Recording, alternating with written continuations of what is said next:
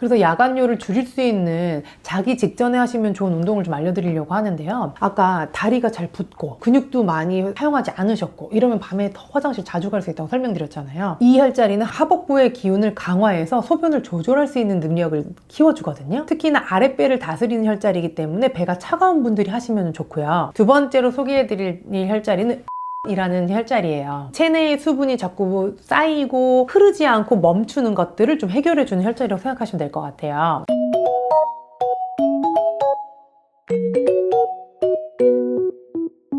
밤에 자다가 소변이 급해서 자주 깬다면 이거 어떻게 해야 돼요? 한 번은 괜찮아요. 두 번은 절대 안 됩니다. 매일매일 나는 자다가 꼭 깬다. 이러면 이거는 건강상의 큰 문제를 일으킬 수 있기 때문에 반드시 해결을 하셔야 하는 문제입니다. 야간요다라고 얘기를 하는 건 보통 밤에 한 번 이상 계속 화장실 간다라는 걸 얘기하거든요. 40대에서는 남자든 여자든 자다가 일어나서 화장실 한 번은 꼭 갑니다 하는 게 6에서 70% 정도 되시고요. 70대에 가면은 두 번 이상 깬다는 게 50%가 넘으시더라고요. 80대가 넘어가게 되시면 거의 난 자다 일어나서 화장실을 간다는 분들이 80%에서 거의 100%로 보기도 해요. 그렇기 때문에 대부분의 분들이 화장실을 자다가 꼭 간다는 말이겠죠. 소변이랑만 관련되면 큰 문제가 안 되거든요. 근데 자다 깬다는 거는 뭘 의미할까요? 잠을 못 자서 아침에 피곤하다? 너무 피곤하다.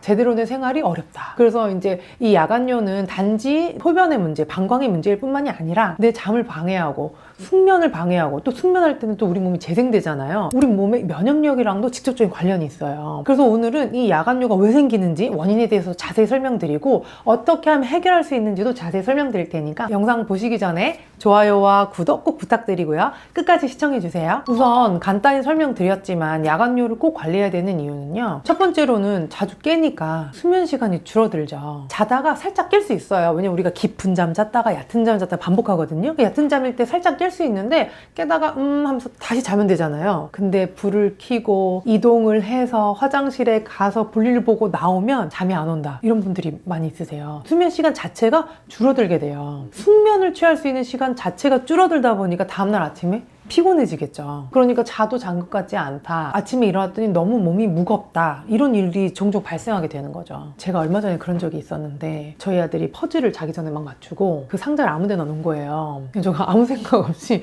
자다 일어나서 화장실 가다가 상자를 밟았는데 레고 마냥 너무 아픈 거예요. 뾰족한 데를 딱 밟았나 봐요, 제가. 그래서 넘어질 뻔했어요. 그래서 한밤중에 이제 어두운 데 가다가 바닥에 있는 거 잘못 밟으시거나 혹은 비몽사몽인 상태로 화장실을 가기 때문에 미끄러지거나 해서 넘어질 수가 있죠. 그 소변의 문제뿐만이 아니라 이런 낙상의 위험도 있기 때문에 야간요가 또 위험할 수 있습니다. 야간요가 발생하는 원인은 굉장히 다양한데요. 우선 생활습관적인 부분이 굉장히 큽니다. 생활습관 중에 첫 번째는 물을 많이 마시는 습관이 있습니다. 물을 많이 먹는 건 좋은 거예요. 우리 몸의 70%는 물로 구성되어 있고 또 림프나 혈액이 원활하게 순환하려면 물을 충분히 마셔주시는 게 좋은데 야간요 때문에 너무 고민이다 하는 분들은 적어도 주무시기 2~3시간 전에는 물을 안 드시는 게 야간요를 예방하는 데 도움이 됩니다. 그리고 두 번째는 짠 음식을 많이 안 드시는 거예요. 짠 음식 중에 대표적인 거는 국, 탕, 찌개. 한국인이 사랑하는 이 국물 음식이 있는데요. 이 국물 음식이 뜨거울 때 먹기 때문에 짠 느낌을 우리가 많이 못 받게 되고요. 따뜻한 국물은 약간 짜야지 맛있어요. 그래서 어쩔 수 없이 우리가 많이 먹게 되는데요. 이 짠 음식을 많이 먹게 되면은 우리 몸에서는 삼투압 농도가 안 맞기 때문에 물을 자꾸 저축하려고 하게 돼요. 내보내지 않고 자꾸 감싸 안고 있다가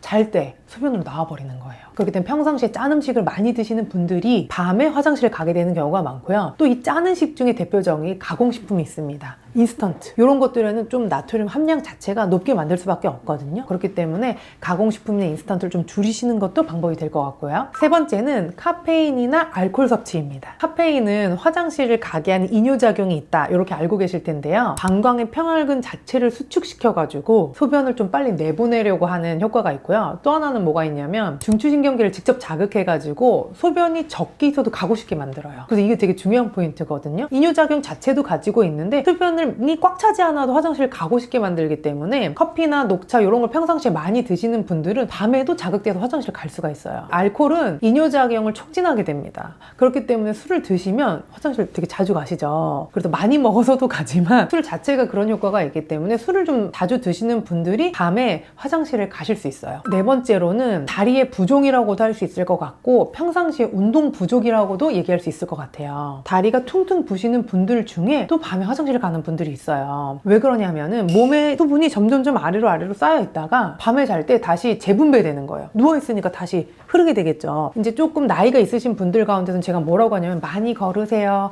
종아리 들기 운동하세요 이렇게 설명드리거든요. 평상시 움직임이 적으시면 아래로 물이 더 쌓이기가 좋아요. 그래서 평상시에 운동을 좀 안 하는 편이고 신체 활동 자체가 적다 하는 분들이 또 의외로 화장실을 밤에 가실 수 있습니다. 그리고 마지막으로는 이 수면 습관이 있거든요. 내가 밤에 화장실을 간다면 자기 직전에 반드시 화장실을 다녀오셔야 되겠죠. 주무시기 전에 루틴으로 화장실 꼭 다녀오시는 게 중요하고요. 그 다음으로는 수면 습관 자체가 불규칙한 분들이 있으시잖아요. 어떤 날은 일찍 자고 어떤 날은 늦게 자고 어떤 날은 먹고 자고 어떤 날은 배고픈데 자고 이렇게 왔다 갔다 하시는 분들이 또 밤에 야간요를 보시는 분들이 있어요. 불규칙한 수면 습관을 가지고 있다면 잠도 얕은 잠 깊은 잠을 반복하면서 이 패턴이 가져져야 되는데 생체 리듬이 안정적이지가 않은 거예요. 생체 리듬이 안정적이지 않다 보면은 자다가 깨는 경우가 많거든요. 그래서 잠자는 환경도 조금 안정적이고 이것도 너무 중요합니다. 그리고 기질적인 문제, 질환이 있는 경우에도 이제 야간요를 보는 경우가 있는데 당연히 신장, 콩팥에 문제가 생긴 경우에 그렇겠죠. 방광결석, 요로결석,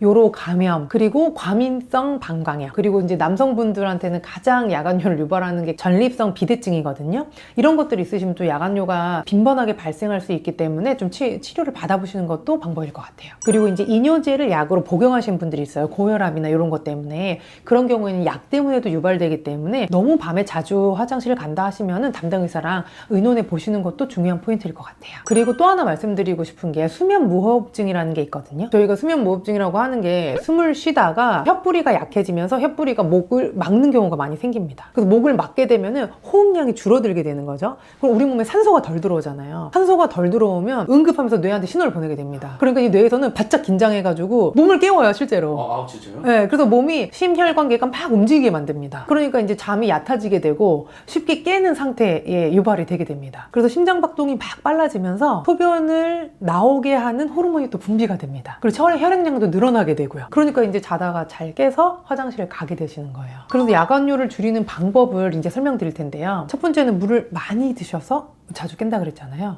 그러니까 주무시기 전 2-3시간은 반드시 음수를 안 하시는 거고, 요때 해당되는 게 과일도 있어요. 그래서 우리가 식사하시고 조금 이제 1시간 정도 있다가 또 이제 과일 이렇게 드시는데 그 중에서 물이 많은 아이들 있잖아요. 수박이라든지 뭐 복숭아라든지 뭐 이제 물기가 많은 친구들, 자두라든지 이런 건 조금 피해 주시는 게 좋고요. 너무 달달한 것도 피해 주시는 게 좋고, 특히나 저녁에는 카페인이 많이 함유된 녹차, 홍차, 커피 이런 거 좀 피해 주시는 게 좋겠죠. 그리고 술도 내가 저녁에 습관처럼 드셨다라고 하면 알코올도 조금 제한해 주시는 게 좋고요. 그 다음에 짠 음식을 또 많이 드신다고 하시면은 평상시에는 건강을 위해서 짠 음식에 짠기를 좀 빼주시는 게 좋습니다. 라면도 먹는다 그러면 스프 조금 덜 넣고, 근데 이제 뭐 나물도 무쳐서 드신다 그러면 약간 슴슴하게 만드시고, 평상시에 먹는 음식 자체가 약간 덜 짜게 만드시는 게 야간요에 굉장히 도움이 됩니다. 그리고 또 해결하실 수 있는 방법은 매일매일 잘 때 수면 루틴을 만드시면 좋아요. 이제 신생아들 2시간, 3시간 잘 때 엄마들이 수면 의식을 하거든요. 왜냐면 아이가 잘 수 있게 만들기 위해서 따뜻한 물로 목욕해주고, 잘 때 늘 똑같은 노래를 들려주고, 방의 온도도 맞춰놓고, 빛이 있지 않게끔 좀 어둑어둑하게 해주고, 이런 거를 이제 수면 의식을 한다고 하거든요. 어른도 마찬가지예요. 따뜻한 물로 샤워하시고 나오셔서 뭐 로션 바르시거나 뭘 늘 내가 하는 것들 해주시고, 잘 수 있는 환경 만드시고, 노래가 좋더라, 아로마 향기가 좋더라, 나는 책을 읽으면 잠이 그렇게 잘 오더라 하시는 분들은 책을 옆에 항상 두셔도 좋고요. 이런 식으로 내가 늘 하는 루틴을 만드시는 거예요. 그 다음에 더 중요한 거는 늘 비슷한 시간에 주무시고 비슷한 시간에 일어나 주시고, 규칙적인 수면 습관을 조금 가져주시는 게 좋을 것 같고요. 그리고 여기서 하나 더 말씀드리고 싶은 게, 제가 이제 불면증에서도 말씀드렸지만은 주무시기 전에 핸드폰은 하면은 안 좋습니다. 특히나 핸드폰에서는 잠을 잘 때 낮이라고 생각하게 만드는 블루라이트라는 청색광이 계속 나와요. 그 빛이 우리 눈에 들어오면 우리 뇌에서는 낮이구나, 깨어 있어야겠구나, 이렇게 생각하게 돼요. 그래서 핸드폰 최대한 안 하시고 주무시는 걸 권하고, 꼭 해야 된다라고 하시면 블루라이트 차단하고 빛도 좀 약하게 해서 조금만 해주시는 게 좋을 것 같고요. 그리고 또 어떤 분이 이제 인터뷰하는 걸 봤는데, 밤에 화장실 가는 것도 근육 탓, 소화가 안 되는 것도 근육 탓, 피부가 늙는 것도 근육 탓, 모든 걸 다 근육을 탓하시는 거예요. 근데 진짜 굉장히 동의합니다. 제가 근육량이 줄어들면 밤에 불면증이 좀 많아질 수 있고요. 또 근육량이 줄어들면 당연히 피부도 같이 처질 수 있고요. 내 내장 기질이 잘 움직이지 못하게 되면 소화도 안 될 수 있고요. 그래서 모든 모든 질병의 원인이 사실은 근육이라고 볼 수 있겠다. 저도 이제 그렇게 생각을 하거든요.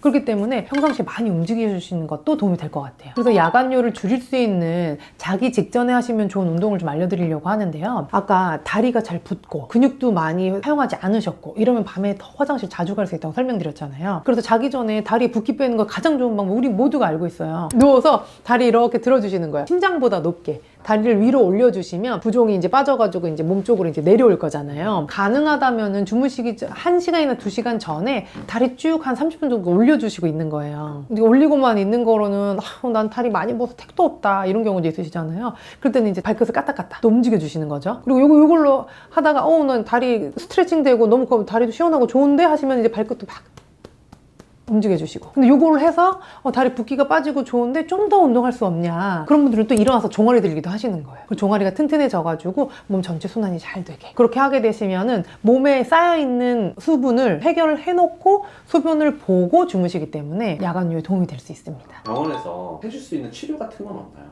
우선 병원에서 할 수 있는 치료는 다양하게 있고요. 왜냐면 야간요가 생기는 원인이 다 워낙에 다양하시잖아요. 원인에 맞춰서 방광 쪽을 해결한다든지 신장 기능을 튼튼하게 한다든지, 이제 소화기 쪽에 문제가 있으신 분들도 소화기를 해결한다든지, 침 치료나 한약 치료가 가능할 것 같고요.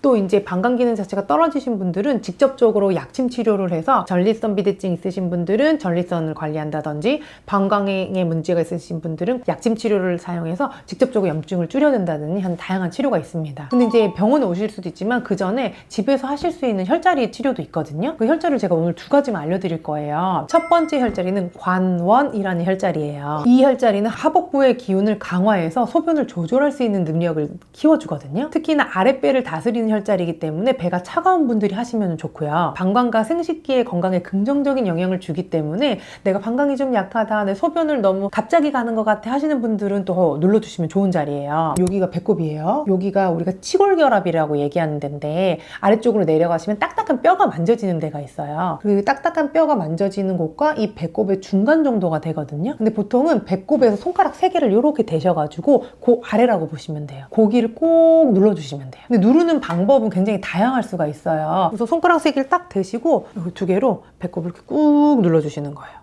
한 5초 정도, 길면 10초 정도 꾹 눌러주세요. 근데 만졌는데 좀 아프다, 딱딱하다 이런 분들이 있거든요. 그런 분들 살살살살 마사지까지 한 번 하실 때 3번에서 5번까지 여러 번 반복하시면 더 좋거든요. 근데 너무 아프다 하는 분들이 간혹 있어요. 그런 분들은 세게 하지 마시고 아프지 않은 정도까지만. 두 번째로 소개해드릴 이 혈자리는 음릉천이라는 혈자리예요. 체내의 수분이 자꾸 쌓이고 흐르지 않고 멈추는 것들을 좀 해결해주는 혈자리라고 생각하시면 될 것 같아요. 우리 무릎 아래에 보시면 종아리뼈가 만져지시죠? 종아리뼈 바깥쪽도 있고 안쪽도 있잖아요. 이 안쪽이라고 생각하시면 돼요. 이렇게 무릎이 있고 볼록 튀어나온 뼈가 이렇게 쏙 들어가는 자리가 있거든요. 요 쏙 들어가는 그 자리예요. 그래서 여기는 이제 무릎 건강에도 도움이 되니까 안쪽으로 쑥 눌러주시면 좋고요. 생리통 있는 여성분들한테는 더 좋아요. 정강이뼈가 크잖아요. 그러니까 여기가 이제 한 포인트라기보다는 좀 크실 수 있어요. 그러니까 이제 요런 공 같은 거 있잖아요. 그런 걸로 문질러 주시면 돼요. 여기도 한 포인트당 5초 내지 10초 정도 문질러 주시고, 한 번 하실 때 3번에서 5번까지.